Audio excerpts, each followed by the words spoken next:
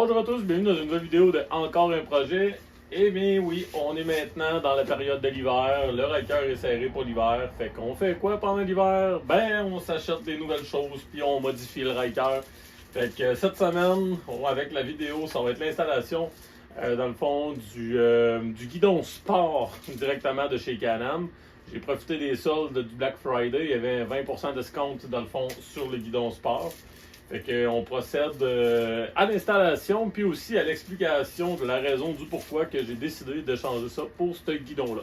Fait que dans le fond, pour continuer la petite vidéo, le gros changement, pourquoi que je passe d'un guidon standard comme ça versus le guidon sport, c'est au niveau d'améliorer la position de conduite. J'ai des problèmes de dos, fait que je vais essayer de ne pas trop me pencher vers en avant le plus possible, puis essayer de rester un petit peu plus droite pour me servir de mon dossier que j'ai ici, pour en même temps être capable d'être confortable.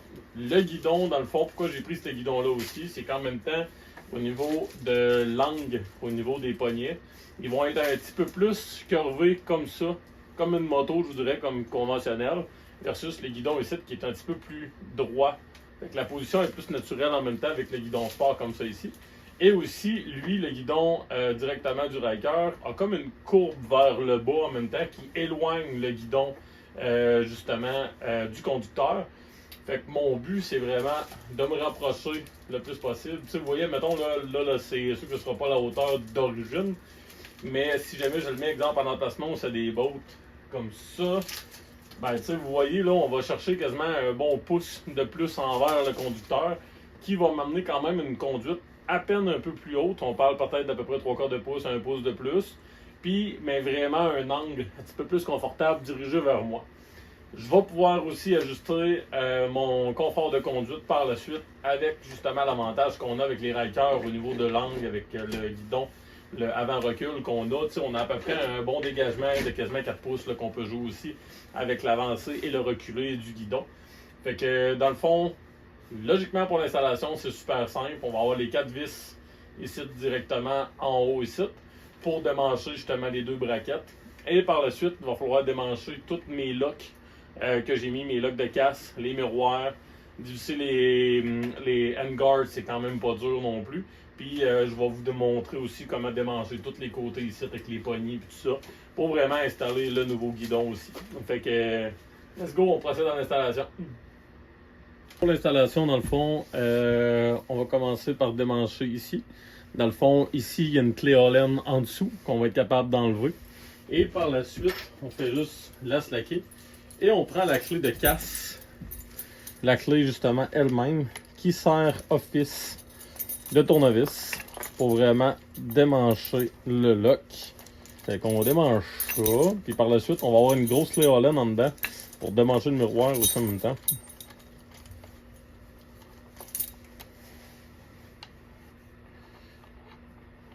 Fait qu'on démanche ça, le lock. Par la suite, clé Allen 3 mm pour démancher les 4 bottes.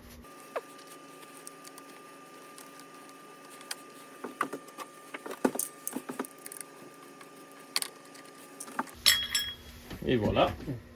Fait que le handguard est démanché. On va démancher le en dedans ici. Et bon. Dans le fond, là, je vous conseille un petit peu, si vous voulez vous aider à retirer la poignée comme ça. Vous voyez ici, là. C'est vraiment la botte qui rentre, puis qui fait écartiller ça ici, qui fait que ça serre dans le fond dans le guidon. Fait que c'est pour ça que j'ai desserré un peu, puis j'ai donné des coups ici pour sortir la botte. De toute façon, mais qu'on serre, vous voyez, elle va rentrer, ça va réécartiller ça ici. Fait que c'est plus simple. Fait que je laisse tout emmancher comme ça. Fait qu'on sera pas obligé de tout ramancher au complet. Pour l'arrière ici, une vis, 2 vis, puis c'est pas mal juste ça. Fait qu'on démange ça. Ça là, ça n'a pas été serré beaucoup, fait qu'on va faire la même chose mais qu'on le ramanche. On va pas trop le serrer vu que c'est tout du plastique. Ça, on veut pas que rien casse, comme on dit là. Parce que les filets à l'intérieur, c'est pas des filets de métal, c'est aussi des filets de plastique. Donc on va faire attention pour rien casser. Et vous voyez, C'est juste ça. Comme ça. Fait qu'on va le reformer en attendant. Je vois juste ça. Remettre ça. Comme ça, en attendant. Parfait. Fait qu'il nous reste simplement la poignée à démancher avec le truc dans le fond du sifflet à air. On rentre le sifflet à air ici en dedans. On fait le tour puis ça va se laquer la poignée. Là. Pour l'autre guidon, je vous ai épargné dans le fond le bout, le miroir et le handguard. Dans le fond, c'est la même chose que l'autre côté. Fait que dans le fond, ici pour celui-là, côté poignée de gaz, même chose, 3 vis aussi à l'arrière.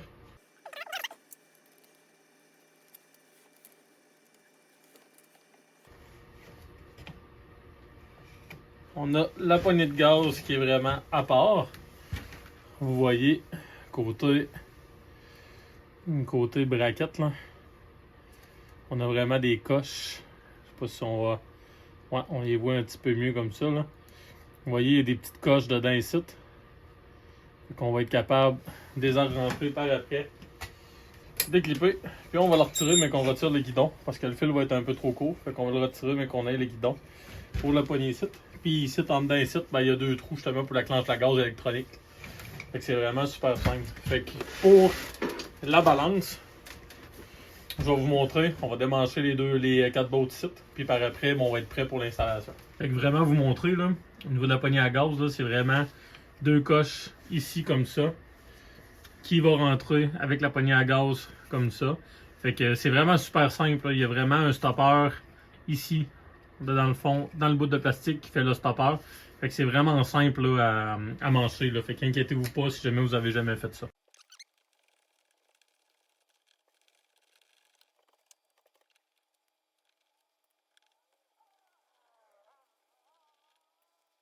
Le guidon, il est démanché. Bon, fait que pour le comparatif du guidon, là, vous voyez au niveau de l'emplacement, le guidon il est à peu près, ouais, il était à peu près à mancher comme ça là, avant. Puis vous voyez que le guidon sport, là, ça va avoir quand même une bonne différence, je vous dirais, au niveau de l'avancement. Position qui est quand même beaucoup plus haute. Si jamais on le met égal comme ça, avec l'autre, oh ouais, on a une bonne position, on a un bon 3/4 de pouce, un pouce de plus. Fait qu'on je vais essayer de prendre une photo de ma position assis sur la machine avec le guidon comme ça, puis avec la position avec le nouveau aussi, pour vous montrer un comparatif de la posture. Pour l'installation, c'est super simple. Dans le fond, votre guidon d'origine, la manette qui est emmanchée, c'est que les guidons Can-Am, ils ont tous des trous en avant et en arrière aussi pour le positionnement des accessoires. Fait que dans le fond, le positionnement des commandes, puis le positionnement aussi pour les handguards, ils ont vraiment des petits trous pour les handguards. Fait que c'est pas dur. Pour avoir le bon sens versus du côté gauche ou droit, le côté, dans le fond, droit, c'est celui qui a un trou vert en avant. Fait que dans le fond, on repère sur le guidon sport le seul endroit qui a un trou en avant. Ça va se trouver à être la direction, dans le fond, de votre côté droit pour la poignée à gaz. Par la suite, on va mesurer la distance entre le côté et ici. Parce que Can-Am, ils n'ont pas pensé de faire des barres comme soit des guidons de moto conventionnels ou des guidons de vélo auto qui mettent des barres d'ajustement pour être sûr que le guidon ne soit pas trop à gauche ou à droite. Fait qu'on va sortir le bon vieux tape à mesurer. Puis on va mesurer chaque barre pour vraiment que ça soit égal. Mais on va commencer par emmancher les braquettes. Puis juste les accoter pour vraiment être capable, dans le fond, de mettre l'orientation du guidon. Parce qu'on va finir à la fin avec l'orientation de haut-bas pour ajuster au niveau des handguards et aussi des commodos d'accessoires.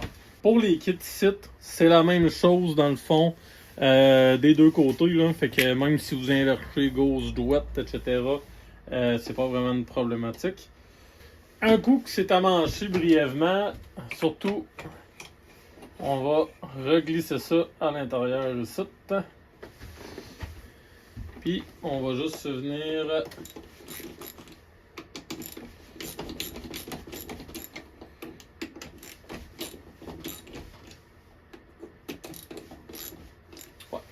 Parfait. On va juste en accoter un.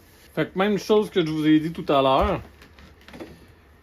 Tu sais, vous voyez là, super simple. On vient rentrer ça à l'intérieur. Et par la suite, la coche ici, le trou. Il y a vraiment un trou ici à l'intérieur qu'on va venir clipper vis-à-vis ici, comme ça. On va tenir ça un peu. Pour serrer les vis, faites quand même attention parce que c'est du plastique. Puis un Komodo chez Can-Am doit valoir quand même assez cher. Fait qu'on va y aller en faisant très attention. Même chose de ce côté-ci. Vous avez aussi un trou pour l'orientation du Komodo. Fait que le côté droit est à mancher. Dans le fond, ce qui est important de s'assurer, c'est que tout vire bien au niveau de la poignée à gaz, que tous les pitons fonctionnent au niveau de la machine. Puis comme je vous dis, là par après, ici à l'arrière, là, il y a des trous pour justement fixer le handguard à la bonne place, que je vais aussi installer à cause du trou à l'arrière ici. On va voir le trou ici là. Fait que ça va servir pour installer les handguards. Puis les trous qu'il y a vraiment vers le fond ici, ben c'est les clips pour tenir les fils comme il y avait sur l'autre guidon, dans le fond comme ça ici. Fait que c'est fourni aussi avec le kit. Fait qu'il y a vraiment pas de problème. C'est comme de ce côté-là. Même avec le kit, ils fournissent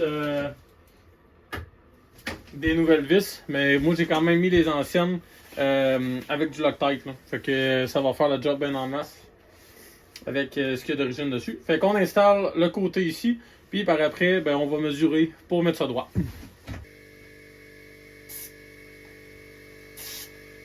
Fait que vous avez vu l'installation avec le compresseur à air, ça fonctionne très très bien. Maintenant, on va amancher le dernier handguard. Bon, un coup que c'est fait, il nous reste à mesurer. Fait que vous pouvez soit mesurer carrément ici, à côté, vers le centre. Là, j'étais à 5 et un 8. Puis ici, j'étais à même chose, même place, 5 et un 8. Fait que dans le fond, la distance est la même. Pour l'orientation, je vais me baser un peu avec le côté de mes handguards ici pour vraiment mettre ça le plus droit possible. Par la suite, je vais juste en serrer une. Puis m'assire sur la machine pour voir si les commandes tombent à mon goût. Sinon, ça se peut que je joue avec l'inclinaison aussi également de la machine. Là.